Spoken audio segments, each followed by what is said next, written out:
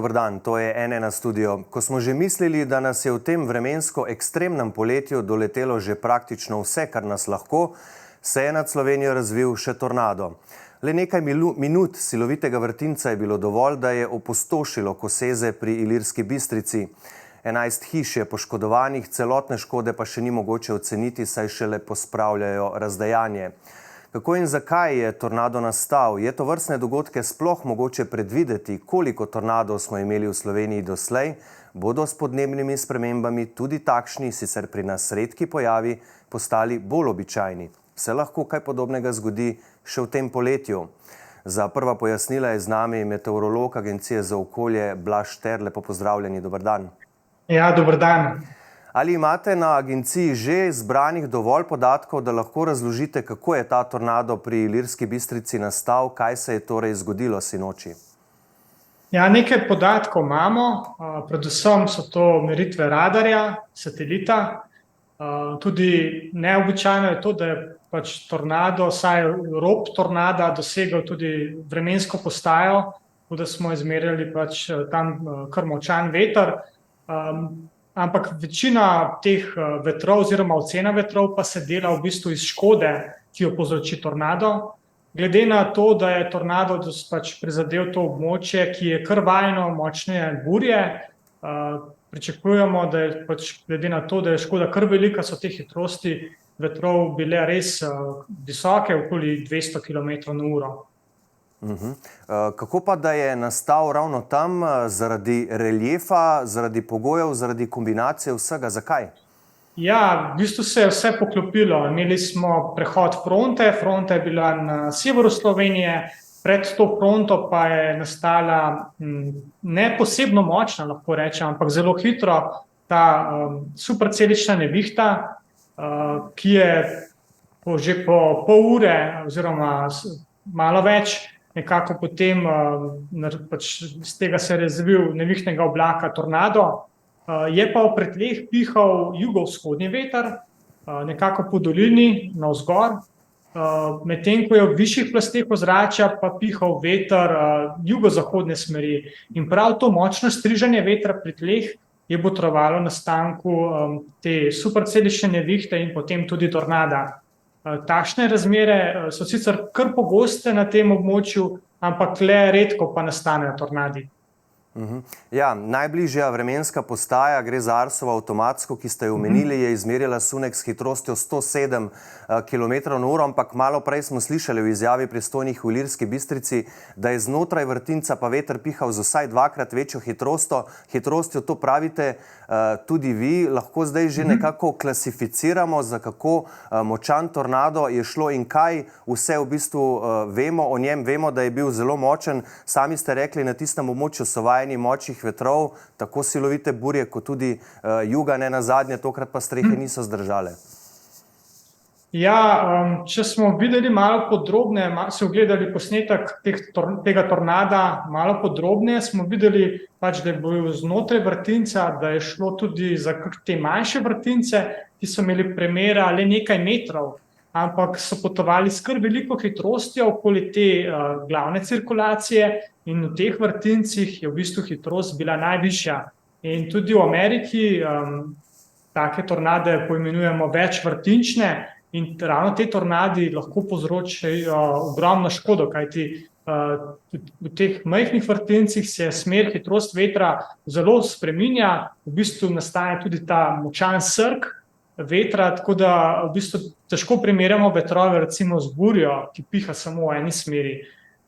Tako da v bistvu tudi pri šibkih tornadih lahko rečemo, da so, oziroma razmeroma šibkih, da so tudi naše gradnje recimo preslabe, da bi zdržale, oziroma tudi te strehe, ki jih gradimo na Primorskem, ne zdržijo takšnih vetrov.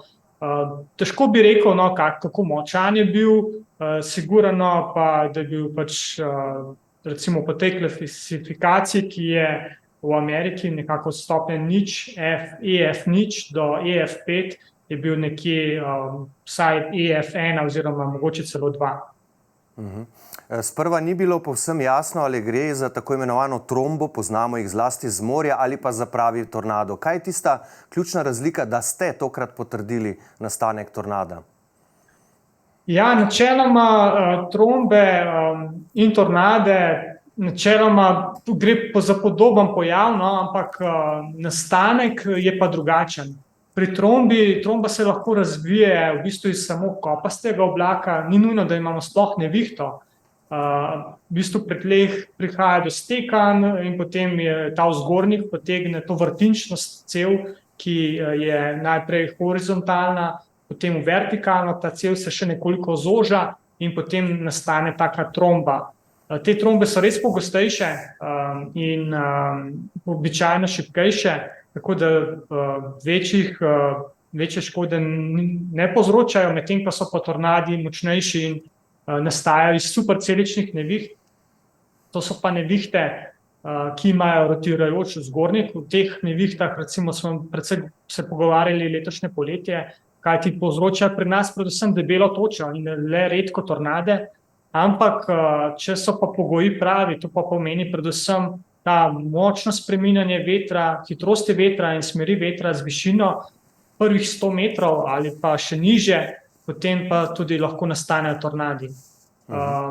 Tako da, ja, pri nas se večinoma ne razvijajo, so veliko bolj pogosti v sosednji Italiji, severni Italiji, kjer je večja ravnina, tudi običajno več vlage, pri nas pa nekako relief nekako nas rešuje pred temi močnejšimi tornadi. Videli smo sicer posnetek vrtinca, ki ga je ta ista fronta nekaj ur prej povzročila v Italiji, pri Gesulu, pa nas je vseeno ta vrtinec pri Ilirski Bistrici potem kar zelo presenetil. Ga res ni bilo mogoče predvideti, je presenetil tudi vas, meteorologe? Ja, pogoji sicer so bili takšni, da bi lahko nastali tudi tornadi, ampak taki pogoji so kar pogosti pri nas, no, da imamo pri tleh jugovzhodnik oziroma sploh nad Primorsko, v višinah pa veter obrača potem na bolj jugozahodno smer oziroma celo zahodno. Ampak ja, je pa pač zagotovo tudi relief bil pomemben pri tem, no, da se je ravno pač okoli Ilirske Bistrice razvil tornado. Nesrečna okoliščina je bila tudi, da pač se je tornado razvil nad poseljenim območjem, kar je pravzaprav kar veliko naključje, kajti v okolici je veliko gozdov in če bi nastal tornado kje drugje, v bistvu bi verjetno se niti ne bi pogovarjali o njem. Ja, morda ga niti ne bi opazili. V Evropi sicer tornadi niso tako zelo redki, kot bi morda kdo mislil. Po podatkih Evropskega centra za nevihte ESSL jih je bilo lani zabeleženih 782, terjali so 6 smrtnih žrtev, 84 ljudi je bilo poškodovanih, pa vendar niso tako pogosti in uničujoči, kot denimo na ravninah Severne Amerike. Je torej glede Evrope razlog samo relief ali morda še kaj drugega? Ja, v Ameriki so vseeno te, če pogledamo tudi splošno postavitev, ki so gorovja, ki so pač morja, kjer je kopno, veliko bolj ugodni, v bistvu so popolni, lahko rečemo skoraj da, kajti tam nekako pride ta vlaga iz Mehiškega zaliva, ki je bistveno bolj topel glede na Sredozemlje, ne, pač so temperature tudi po zimi več kot 20 stopinj, pri nas pa vemo, da se more precej spohladi. In tam je predvsem zgodaj spomladi ali pa ja, celo pomladno velika nevarnost teh močnih tornadov, kajti tudi tam je veliko ravnine in ta vlaga pride lahko zelo visoko, praktično neovirano do Kanade in zato nastajajo ti močni tornadi. Pri nas so pa pač razmere bolj mejne, no, za nastanek teh, oziroma v Evropi, če tako rečem, mejne, tako da so pojavi dosti bolj redki, čeprav, če se zgodijo, pa vemo, da je Evropa veliko bolj gosteje poseljena kot Amerika, vsaj ta predel Amerike, kjer so pogosti tornadi, tako da so potem žrtve, če pride do nastanek tornada, lahko precej večje. Zadnji dokumentirani tornado na območju Slovenije je s 23. avgusta 1986 pri Hotedršici na Notranjskem. Bil je precej močnejši od včerajšnjega, potoval je kar 34 km vse do Ljubljanskega barja. Veter naj bi takrat dosegal hitrosti od 216 do 360 km na uro. Imeli pa smo tudi popolno razdejanje v Mahničih na Krasu leta 2014 in v vasi Gozd nad Kamnikom leta 2008, ampak v teh dveh primerih tornado ni bil potrjen. Hrvati so denimo svoj zadnji tornado uradno potrdili davnega leta 1892 v kraju Novska. Zakaj je te pojave tako težko potrditi? So v resnici v tem delu Evrope pogostejši, kot kažejo podatki?